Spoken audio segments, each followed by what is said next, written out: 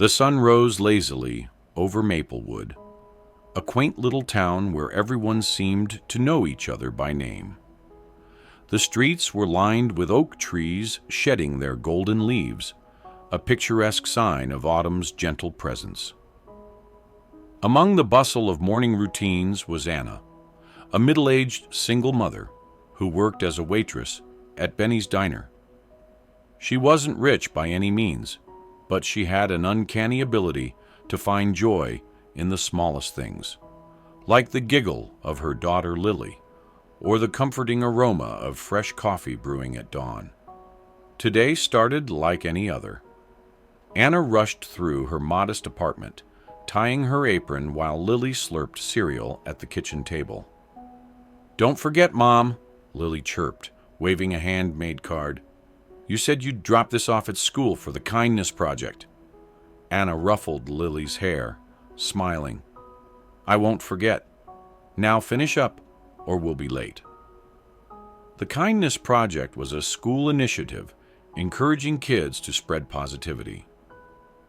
Lily had poured her heart into a card that read, "Even small acts of kindness can make big waves." Beneath the words, she had drawn a bright yellow sun with smiling faces all around it.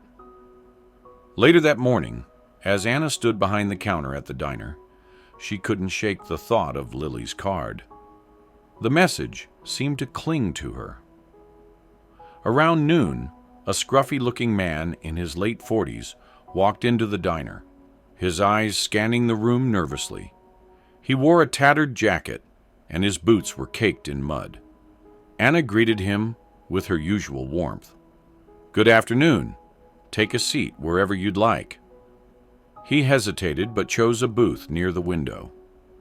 When Anna approached, he glanced at the menu and muttered, "Just coffee, please." His voice was hoarse, and his hands trembled as he reached into his pocket, pulling out a few crumpled dollar bills. Anna's smile softened. She had seen his type before, down on their luck, carrying the weight of the world on their shoulders. As she poured his coffee, she decided to do something small but meaningful. "Lunch is on me today," she said gently, placing a plate of warm pancakes in front of him. The man's eyes widened. I can't accept this. I don't have enough to pay for," Anna waved him off. "Don't worry about it. Just enjoy. Everyone deserves a good meal." For a moment, he looked as though he might cry. Instead, he nodded and whispered, "Thank you." As the man ate, Anna noticed a subtle change in his demeanor. His shoulders relaxed, and a hint of color returned to his cheeks. When he finished, he approached the counter, holding a small scrap of paper. "My name is Jack," he said, handing her the note. "If I ever get back on my feet, I promise I'll pay this forward." Anna took the note and smiled. "Just take care of yourself, Jack. That's all the thanks I need." Jack left the diner that day with a fuller stomach and a flicker of hope he hadn't felt in years. Unbeknownst to Anna, her small act of kindness had set something extraordinary in motion, a ripple effect that would touch lives in ways she couldn't yet imagine. Jack stepped out of the diner, clutching the warmth of Anna's kindness like a fragile ember in his chest. The autumn wind bit at his face, but for the first time in months, he didn't feel entirely defeated. He glanced at the note in his pocket. Anna's handwriting was simple but heartfelt. "Everyone deserves kindness. Pay it forward when you can." For weeks, Jack had been living out of his rusted pickup truck, parked behind an abandoned warehouse on the edge of town. Once a skilled carpenter, he had lost his job, his savings, and eventually his home after a string of bad luck. That warm plate of pancakes felt like a lifeline, a reminder that people still cared, even when the world seemed cruel. As Jack walked through Maplewood's bustling main street, his mind churned. He couldn't shake Anna's words. He had nothing to give at the moment, but the idea of helping someone else stirred a dormant part of him. Later that day, as Jack wandered through the park looking for odd jobs, he noticed an elderly woman struggling with her grocery bags near the bus stop. Her frail frame trembled under the weight of the bags, and the bus was moments away from leaving. Without hesitation, Jack jogged over. "Ma'am, let me help you," he offered. "Oh, bless you," the woman said, relief washing over her face. Jack carried her bags to the bus and helped her aboard just in time. She smiled and handed him a small, wrinkled apple as thanks.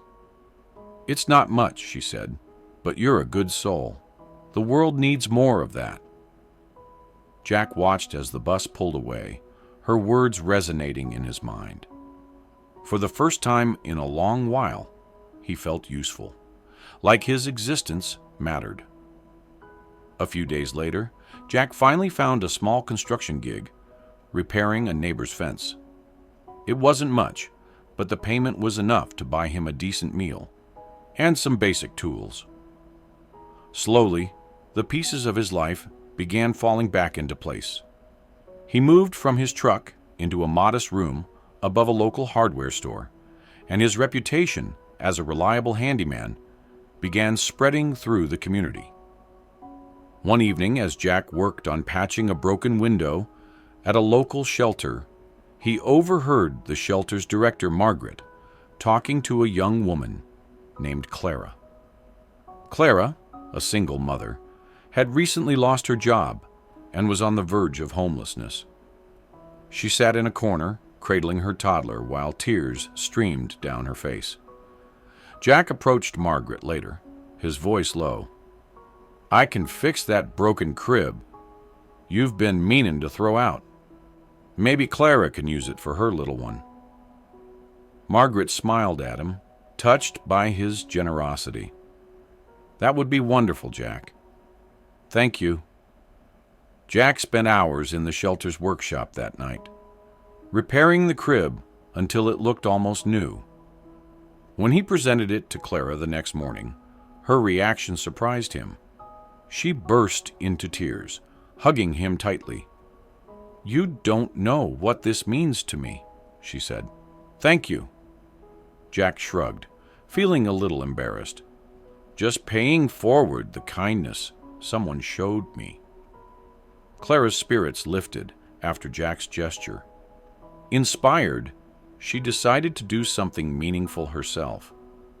Using her background in baking, she started volunteering at a local soup kitchen, whipping up treats for families in need. She found joy in giving back, and her kindness quickly became infectious. The ripple was spreading. Unseen, unnoticed, it wove itself into the lives of countless people, each small act sparking another. And in the heart of it all, Jack began to realize it wasn't just about paying it forward. It was about rebuilding not just his own life, but helping others rebuild theirs too. Months passed, and the once crumbling pieces of Jack's life slowly transformed into something he could be proud of. He had settled into a modest apartment in the heart of Maplewood and continued working odd jobs around town. But something in him had shifted. His sense of purpose now came not from survival, but from helping others whenever he could. One crisp morning, Jack noticed a "Help Wanted" sign in the window of a local hardware store. The position was for a part-time cashier, and although it wasn't glamorous, it offered stability. He walked inside, hoping for a chance to speak with the manager. To his surprise, it was the store's owner, Bill, who greeted him. Bill had known Jack in passing, always nodding politely whenever their paths crossed in town. Jack asked about the job, and Bill, without hesitation, hired him on the spot. "You've done good work around here, Jack," Bill said. "We're happy to have you." Jack wasn't just grateful for the job. He was thrilled to be part of a community that trusted him again. For years, he had felt invisible, like a man lost in a sea of failures. But now, he was part of something. He was contributing. And just like that, the small act of kindness that Anna had shown him months ago was beginning to come full circle. One late afternoon, Jack was stocking shelves in the hardware store when a woman walked in, clearly in distress. She was young, with disheveled hair, and a weary look in her eyes, as though the weight of the world was on her shoulders. Her name was Emily, and she had come into town searching for work after her apartment had burned down in a fire. With nowhere to turn, she had arrived in Maplewood, hoping to find some sort of solace. Seeing her struggle, Jack approached her cautiously. "Can I help you with something?" "I don't know," Emily said, her voice shaky. "I've been looking for work, but no one will hire me. I've been through so much lately. I just don't know how I'm supposed to keep going." Her eyes were filled with tears that she tried desperately to hold back. Jack felt a pang in his chest. He knew what it was like to be at rock bottom, to feel like the world was closing in. He reached for the nearest flyer for a job opening he knew about, a new restaurant opening up just outside town. "I heard they're hiring. It's not much, but it could be a start." Emily hesitated, then took the flyer from him, wiping her eyes. "Thank you. I don't even know how to repay you."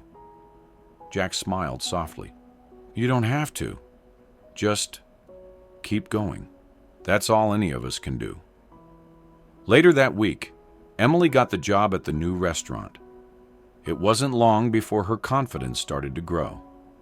She moved into a small room at a local boarding house, and with her newfound sense of stability, she began to rebuild her life. But she didn't forget Jack's kindness. One evening, as she closed the restaurant, she went out of her way to grab a coffee from the local cafe and stopped by the hardware store to thank Jack for his help. "Jack, I just wanted to say, you were the first person who believed I could make it," Emily said, her voice full of gratitude. "Because of you, I have a chance to start over." Jack, ever humble, nodded. "I didn't do much. You did the hard part. I'm just glad I could help." As Emily left, she made a silent promise to herself. One day, she would pass on the kindness that Jack had given her to someone else who needed it. She was already planning to volunteer at a local shelter, helping other displaced families find support. It was around this time that Jack began to realize the full impact of Anna's small gesture all those months ago. The kindness she had shown him had set him on a path that had not only helped him rebuild his life, but had created a network of people who were paying it forward in ways he never could have imagined. The ripple was no longer just a wave of good intentions. It had become a force of its own, one that stretched far beyond Maplewood and continued to grow, one small act at a time. Jack stood outside the hardware store one chilly evening, watching as the sun dipped below the horizon. He thought of Anna and the simple meal she had offered him, not knowing that it would spark a chain of events that would change so many lives. And as he thought of all the people he had helped and those who had helped him, he realized something. Sometimes the smallest gestures leave the biggest marks. The seasons had shifted in Maplewood, bringing with it the crisp bite of winter and the promise of a new year. The town had changed, too. It was a little brighter, a little warmer, as if the collective spirit of its people had been reignited by a simple truth. Small acts of kindness could indeed create ripples that changed everything. Jack stood at the window of his apartment, watching the snow gently fall over the quiet town. His life had transformed in ways he hadn't imagined possible. He had his job at the hardware store, a steady income, a roof over his head, and a growing sense of purpose. But it was more than just the material things. Jack had found his place in the community, his sense of belonging. And in the process, he had learned to believe in people again. That evening, he received an unexpected phone call. It was Margaret from the shelter. "Jack, I just wanted to let you know." Margaret's voice crackled through the phone.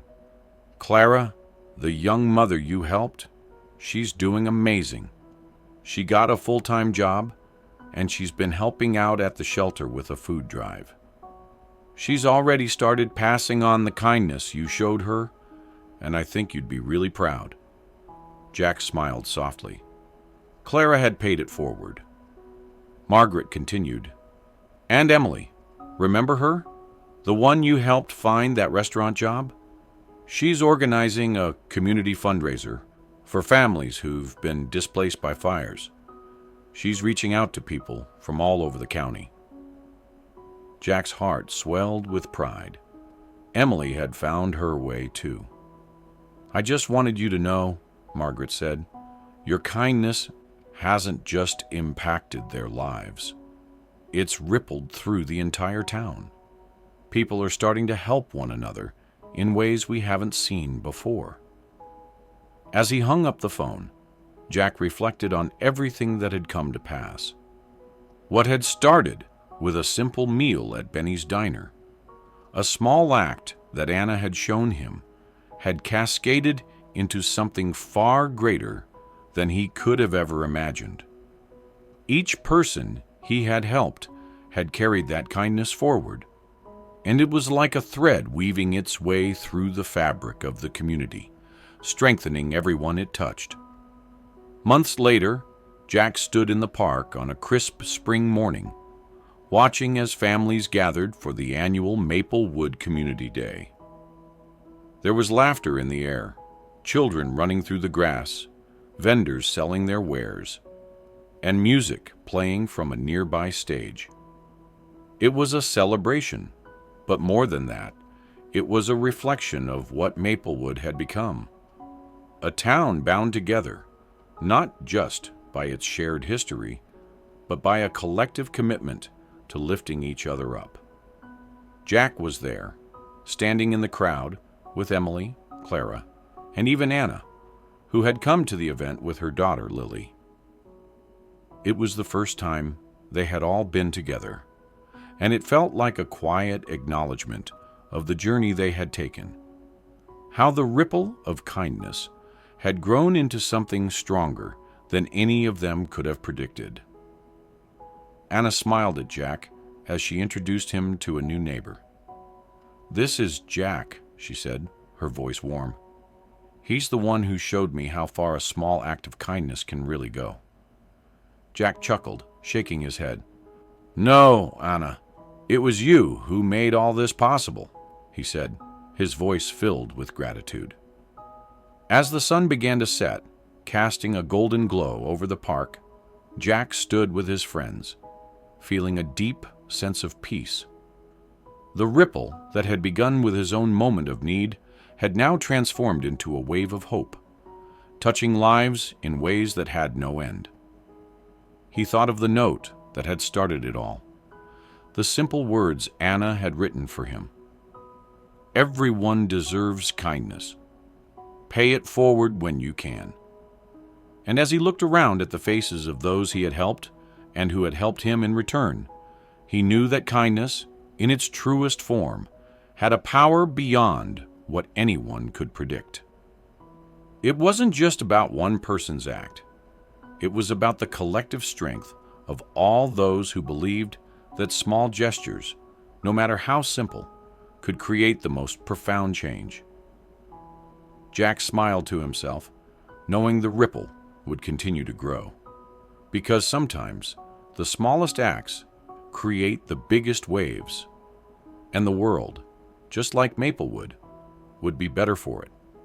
Thank you for watching this heartwarming story. If you enjoyed it, don't forget to like, share, and subscribe to Stories of Brilliance for more inspiring tales of kindness, hope, and the power of small gestures. Every share helps us spread the light of these brilliant stories.